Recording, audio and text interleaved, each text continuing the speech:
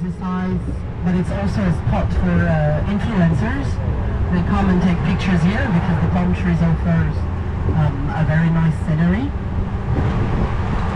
So it's quite popular in Noumea.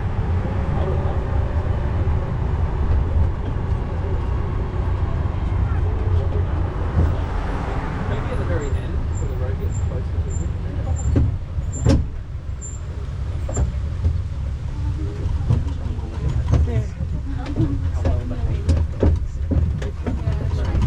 You can see in the background several ranges of mountains.